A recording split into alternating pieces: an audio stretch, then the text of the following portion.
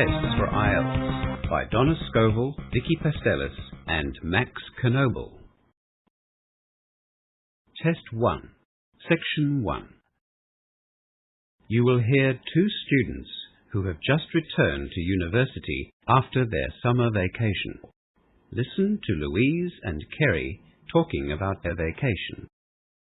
First, look at questions 1 to 4.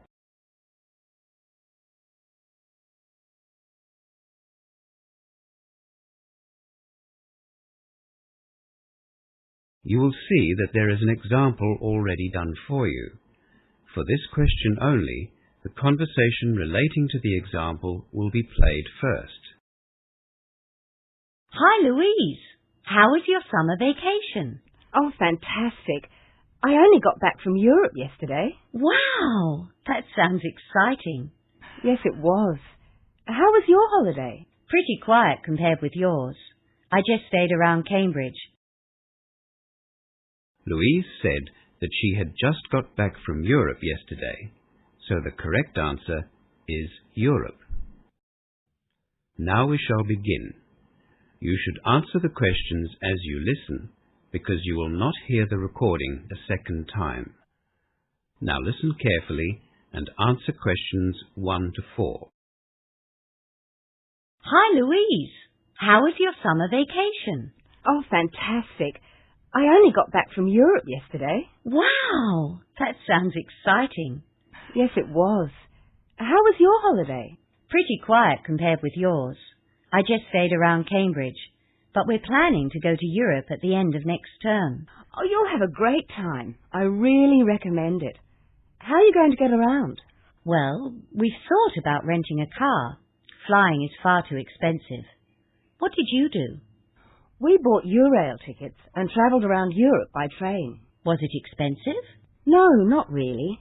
It cost us £203 for a Eurail Pass youth ticket. I've heard of Eurail. What did that include? Well, you get unlimited train travel in and between 17 European countries. It lasted for a month. Gee, for £203, that sounds reasonable. Did you visit all of the 17 places? Yes, all except for Ireland. We couldn't really understand why Ireland was included on the pass, but England wasn't. Yes, that seems a bit strange. Did it include the trip from London to Paris in the Channel Tunnel? No. Unfortunately, we had to pay extra for that train. But we did get a discounted fare because we're students. Were there any other restrictions on the tickets? Well, if you want to pay more or less money, you can choose another plan. There are 15 and 21-day plans, or 2 and 3 month plans. The only restriction for the youth ticket is that you have to be under 26. That suits my friends and me. None of us are 26 yet. We went to school together. Oh, you really have to do it. It's safe and easy and a great way to see the countryside. The weather was fantastic, and so were the people. It sounds great. Louise and Kerry go on to talk about travelling by train in Europe. As you listen to the rest of the conversation, answer questions 5 to 10. Before the conversation continues, read questions 5 to 10.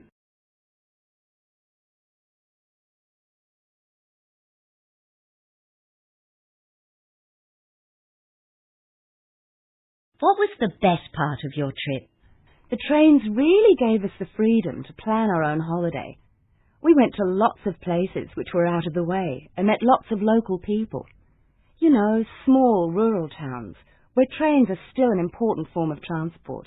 We'd like to meet the local people. Did you do that easily? Yes. The trains in Europe aren't like the commuter trains in London. People like to talk and have a chat on trains in Europe. That's nice. Yes. The train times were okay as well. Sometimes we had to get up early to catch the trains, which were crossing into another country. But most of the time we were satisfied with the timetables. Very punctual. Should we take an alarm clock? Well, I would. Having an alarm clock made us sleep more comfortably. We knew that we'd wake up on time. And were the trains safe? Did you travel at night? Lots of students travelled at night because it saved having to pay for accommodation. I hadn't thought of that. Well, lots of others have thought of it. We preferred to stay in local pubs or student hostels because you could mix with the locals. The night trains were filled with British students. It sounds as if you had a very positive experience. Is there anything you'd recommend we take or do? Let me see. I can certainly tell you what not to take or do. Don't take much luggage. There just isn't very much room in the trains for big suitcases. A backpack or 2 small bags is better than 1 big bag. That way you can also get on and off the trains easily too. I'll remember that. My mother always says to pack 1 week before you go on vacation, and then take half of it out the night before you leave. That's good advice, especially when you're riding on cramped trains. The other thing is to be careful with your valuables. Lots of students had money and passports stolen, especially at night. Did you have anything stolen? No, but we met lots of people who did have things stolen. We all had money belts under our jackets. I'll have to buy one of those. Yes, you should. Or you can borrow mine if you like. Oh, thanks. That'd be good. The only other thing I'd advise you to do is to make sure you spend a reasonable amount of time in each country. We found that lots of students travelled too quickly, and they didn't have enough time to meet the locals and enjoy the food and the culture. How long do you think you need in each country? I can't say. It'll depend on who you meet and what you like to do. And, of course, the weather. It was so warm and sunny in some beachside places that we stayed for 4 or 5 days. In other towns, if it was very quiet or boring, we just stayed overnight. I guess that's what's great about the train. You can come and go as you please. Exactly. And it's cheaper and much more relaxing, not to mention safer. I don't think I could get used to driving on the right-hand side of the road. That is the end of section 1. You now have half a minute to check your answers.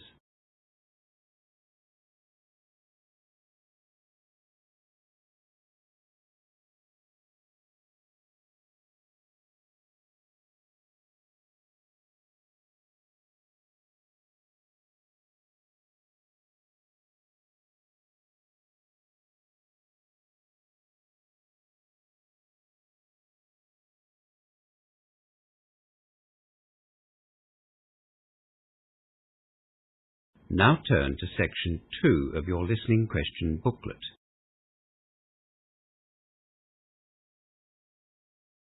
Section 2. You will hear Diane Kelly, the admissions officer at Central City University, talking to a group of newly arrived international students. As you listen to the first part of the talk, answer questions 11 to 16. Before you listen, look at questions 11 to 16.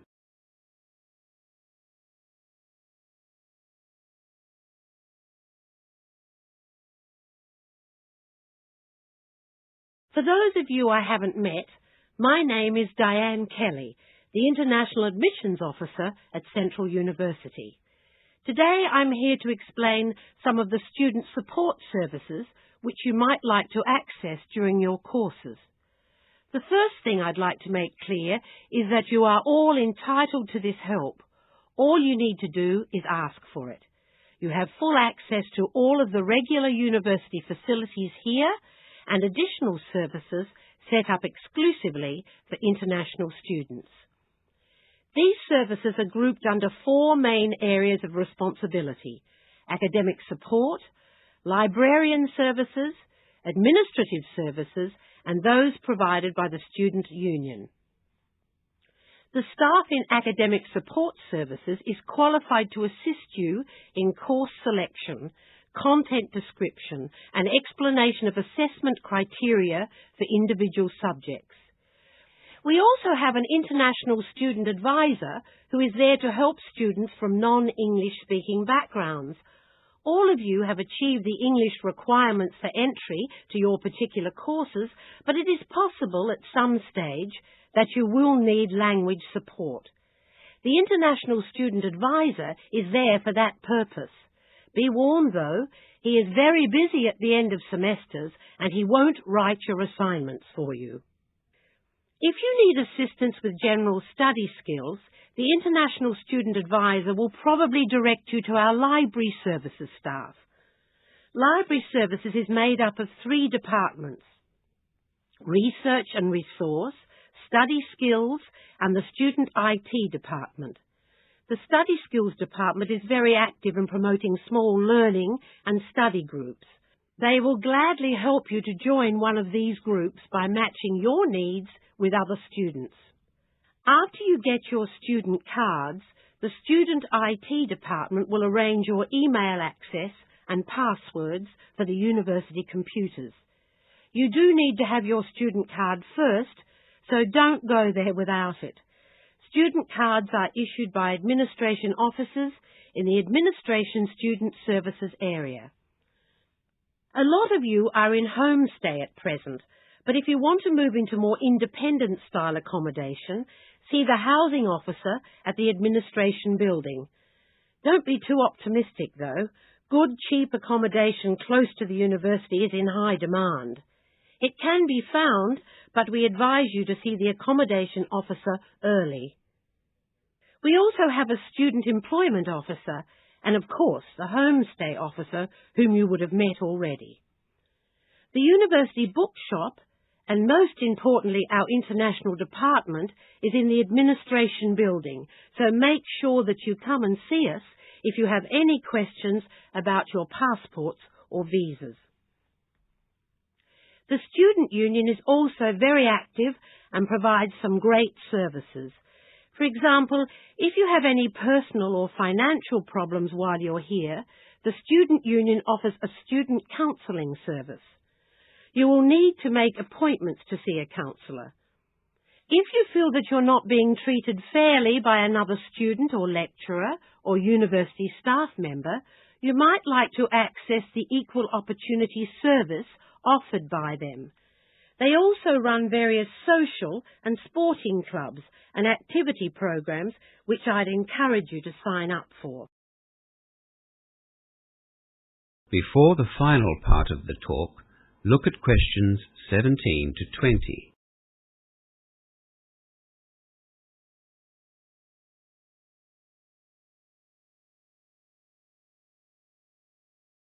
Now you will hear the rest of the talk. Answer questions 17 to 20. Obviously, you'll need to know where these services are. We're currently in the Grand Hall.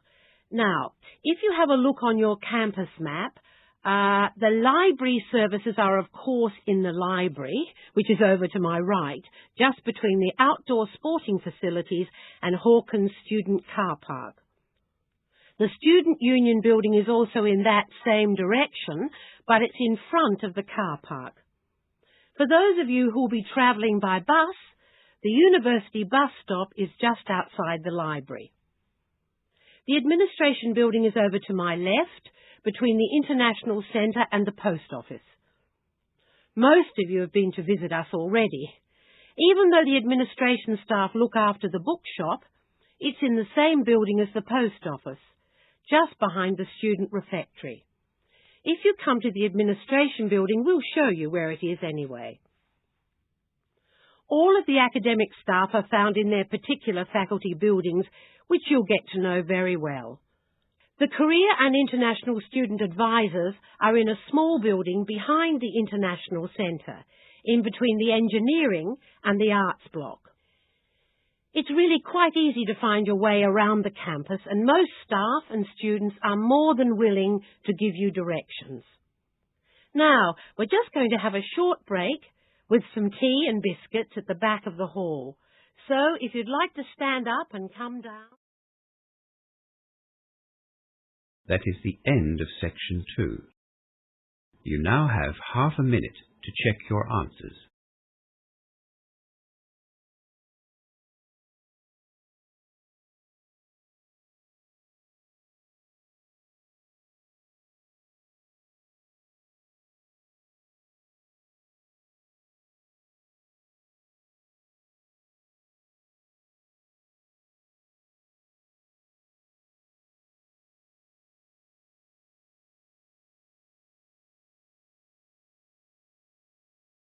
Now turn to section 3 of your listening question booklet.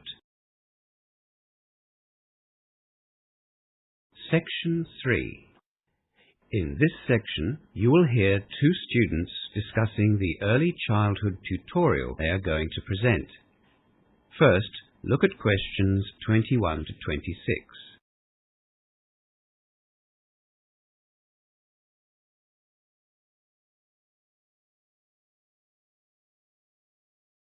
Now listen to the first part of the discussion and answer questions 21 to 26.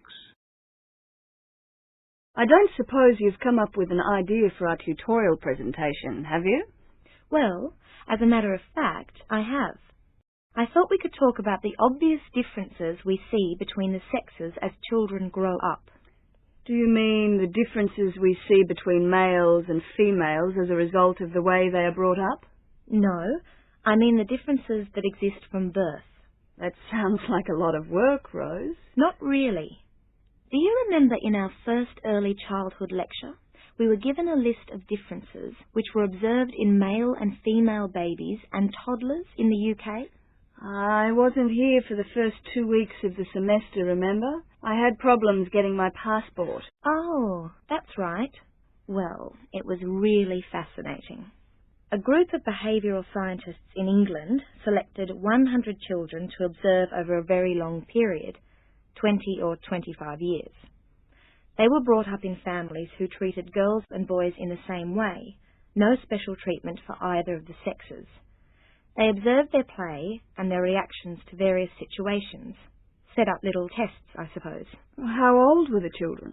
The first observations were carried out when the babies were only a few hours old. They concluded that girls were more sensitive to touch than boys at that early age. How did they end up with that conclusion? Well, the lecturer didn't go into detail. I think he just wanted to get our interest, whet our appetite. There were lots of tests and observations done from soon after birth, right through to their early 20s. I thought we could investigate some of the case studies and then present the results in the tutorial. Well, that's a good idea, Rose. It'll be interesting, but it will also give us the chance to collect information for our end-of-term assignment as well. It'll also be a good opportunity to check out the resources available in the library. I haven't had the chance to spend much time there yet. Have you? The last 4 weeks have just been so busy. And of course, I had to catch up on the 2 weeks that I missed. I haven't had the chance either. I've heard that the library research staff are really willing to help out. Well, we can find out if that's true or not. We'll need to make an appointment to see them. Apparently they're in high demand. We only have 2 weeks to prepare for this tutorial, so I think we should definitely start as soon as we can. Let's see the tutor this afternoon and tell him about our plan. If he agrees, we can get started on our research. Okay, I'll go and see the tutor. You can make a booking at the library. Rose goes to the tutor's office to discuss the topic for their tutorial. Before listening to the rest of the conversation, look at questions 27 to 30.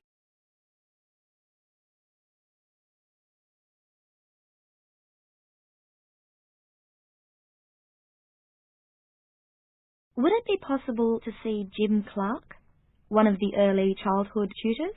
May I ask what it's about? We have to get approval for our tutorial topics in EC 101. Yes, I thought it might be about that. Unfortunately, Jim had to go to Sydney this week, but he has given me some specific questions to ask about the tutorials. Oh, we were hoping to get started on our research. We've only got 2 weeks. Don't worry. Jim's phoning in twice a day. If you give me the details, I can give you an answer by tomorrow morning. That's great. We are planning to present some case studies that were undertaken by a group of... Hang on. I just need a few short details. Let me see. I have to write down what the subject of the tutorial is. Okay. I guess the topic is gender and when the sexes start to act differently. So, is it about how male and female children are different?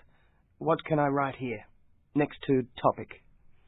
Well, what about how the sexes differ? Okay, I'll put that down as your topic. Jim also wants to know the aim of your tutorial. Well, there are two aims, I suppose. The first is to show how they differ, but the other point we want to make is that the differences are innate, not learned. To show that differences between the sexes are innate, not learned. Right, that's the hard part. Now I need to know the date, time and room of your tutorial. It's in 2 weeks. Let's see. That'll be Tuesday the 26th at 11 a.m. We are in room B1203. And do you need any AV material? What does AV mean? Audio visual. You know, TV, video, tape recorder, overhead projector, that kind of thing. I hadn't thought of that. Guess we'll need an overhead projector. We haven't really started planning our tutorial yet. We just wanted to get initial approval from Jim. Never mind. You can always cancel the projector if you don't need it. Jim will phone in the morning. Do you want to come and see me then? Or I can phone you if you like. I have a lecture from 8 to 10 tomorrow morning, so I'll drop by after it finishes. Right. I'll see you then. That is the end of section 3. You now have half a minute to check your answers.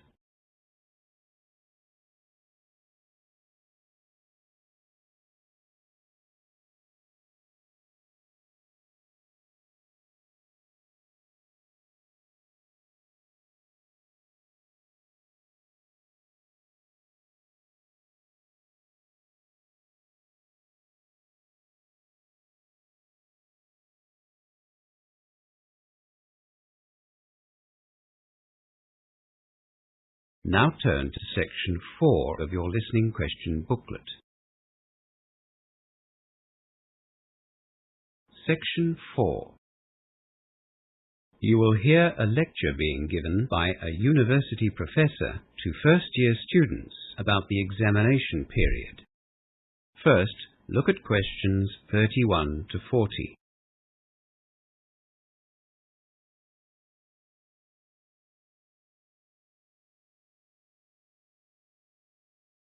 Now listen to the lecture and answer questions 31 to 40. Welcome to our examinations workshop. This is an annual event which we've found very helpful for first-year students like yourselves, and I hope that this year will be no exception. By now, you'll all have realized that studying at university is quite different to studying at school. Some of you might have been shocked at one time or another during the semester when you received results for your assignments that weren't as high as you'd expected. I trust that you've spoken to your lecturers and tutors and sorted out those issues. The truth is that the transition from school to university can be a difficult one. The academic standards are higher, and of course there is considerably less supervision at university, and it's incumbent on the students to follow their own study regime. My aim today, though, is to help you to learn how to cope with the impending exam period by giving you some practical strategies to take with you into the exam. We've all known students who've had a good understanding of the subject material, yet failed exams or performed well below expectations. Likewise, we've known students that have, to all intents and purposes, done very little work and passed with flying colours. Often, these results can be put down to one thing: stress or a lack of it. Don't underestimate the importance that stress plays in exam performance. With any exam, you should front up feeling confident, relaxed, and organized. Rightly or wrongly, exams, in effect, not only test your academic ability, they test your frame of mind and your ability to perform under pressure. Stress has to be managed on two fronts: the physiological and the psychological. We all recognize that stress affects us physically. I'm sure you've all experienced an increased pulse, or sweaty hands or underarms, or shortness of breath when placed in a stressful situation. Sleeplessness can also be a problem around exam time. The most effective way to manage these physiological reactions is through controlled breathing, which we'll practice later. By controlling or regulating your breathing, you'll find that you can put yourself rather effectively into a relaxed state. Psychologically, stress affects the way you think. For an exam, you need to think rationally, and this is why you need to be confident and organized before walking into the exam. Continuing to think rationally after you read an exam paper which you know nothing about is very hard to do. But if you are organized and you've put in the time needed to learn the subject material, you will have the self-control you need to think rationally. Stress can make you panic, the worst thing you can do in an exam. Look at the question calmly and rationally dissect the question. And let's face it, even if you haven't prepared well enough, you'll still need to think rationally in order to do your best under those very trying circumstances. Just while I think of it, this is probably a good time to tell you a piece of advice that I give first-year students that come to see me. Don't rely on what other students tell you about the time they allocate to study. The reports we have had over the years have been ridiculously overestimated and underestimated. Follow your own study regime and don't listen to others. We're all different, so it stands to reason that the time we need to allocate to study will be different. Generally speaking, for every hour of lectures you attend, you will need another hour of follow-up or research work if you want to achieve good grades. Right, so where was I? We have to learn how to control our breathing, and we need to have enough confidence in our ability to be able to think rationally. Time management is another important factor that can make or break you in an exam situation. After you have gone through the breathing exercises, which you'll be familiar with, read over the entire exam, noting the different marks and weighting of questions. Only after you have done this can you allocate your own time to each question. If I had $1 for every time a student has told me that they didn't do as well in an exam as they'd hoped because they'd run out of time, I'd be rich. If you can manage your time properly in an exam, you will reduce the amount of pressure that you're under. Anyway, note the different questions and their marks and allocate your time accordingly, as I said. Then, answer the questions that you know first. This serves to relax you further and gives you the confidence you might need to tackle the more difficult questions. However, don't spend too much time on the easy questions either. Always be mindful of the time restraint and the marks that are assigned to the question. In summary, to do well in an exam, you not only need the academic ability, you need to be in a relaxed state of mind with the ability to think clearly enough under pressure to allocate suitable time frames to questions. If you can equip yourself with these skills and train yourself to observe time management, exam success is almost guaranteed. We'll be holding a study skills workshop next week in the Language and Learning Centre to deal with ways in which you can study effectively for exams.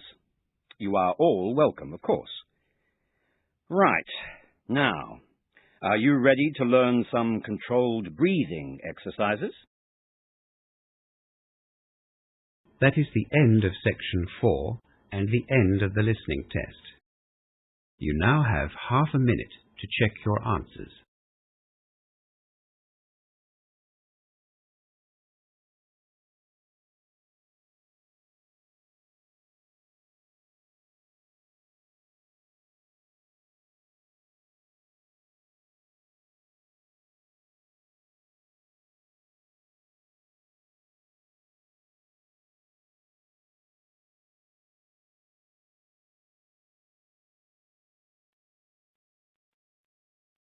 You now have 10 minutes to transfer your answers to your answer book.